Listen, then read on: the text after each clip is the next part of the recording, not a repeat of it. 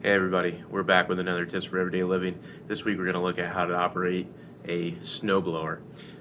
Sometimes machinery like this can be intimidating, but through a few simple steps, it's really easy on how to work. The one that I have is self-propelled.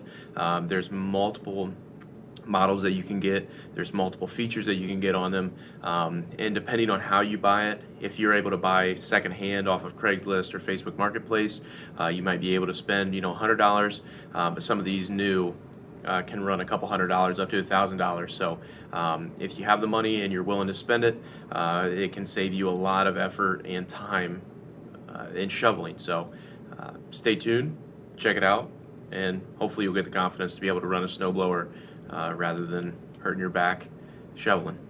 Enjoy.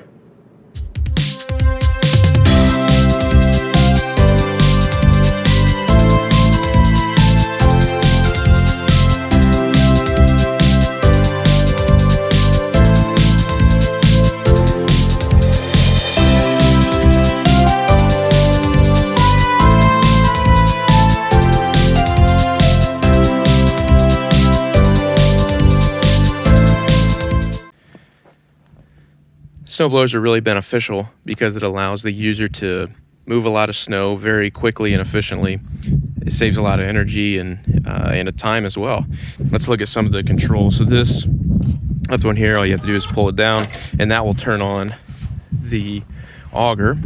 So the snow goes into there, those turn when it's on, and eventually goes out the chute that way. So when you are snow blowing, you can control which way you're slinging your snow by turning this crank right here. So if the wind is out of a certain direction, you're close to one side of your driveway, it's that simple to dictate where the snow gets thrown. For this particular model, it is self-propelled, which means that the tires turn. I do not have to necessarily push it, I just guide it. And so I have a couple of controls here. One is the slow gear. So 1 forward would mean that it goes super slow. If I go 6 forward, it'd go a little bit faster, and all we have to do is push that down as well. So for this model, there's a couple of ways to start it. First, you have your stereotypical pump. This is a way that we prime our engine with some fuel. Turn that all the way up. That's our throttle pretty much. Rabbit is fast, turtle slow. This is our key, just a simple plastic little key. And here comes the nice thing of this model. It does have an electric start. All you would do is you would take an extension cord and you would put that in there. It's just a simple plug-in. Then you would hook it up to the electric, and then you would push that button to start it. It's really nice, simple. You don't have to use the pull cord. So for the pull cord, same idea, but you have to use manual labor here. So all you would do is pull that all the way out. It fires right up. So here we are. I'm throwing the snow out to the right, and with it being self-propelled, easily pushes forward. I just have to guide it. I do not have to exert a lot of energy.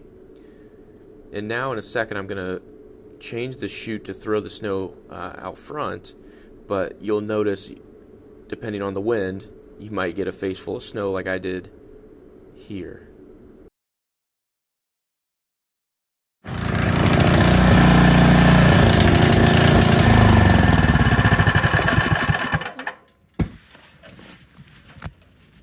One thing that I didn't mention was the choke. So it all depends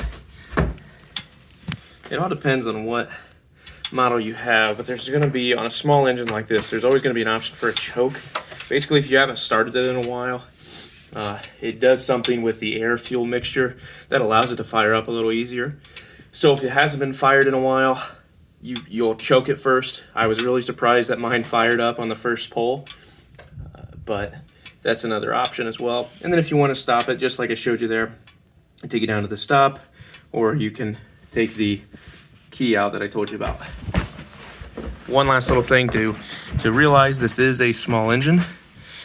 Make sure it has gasoline, make sure it checks the oil. You check the oil and make sure you change it if you need to, but there it is. So there it was. That was how to operate a snowblower.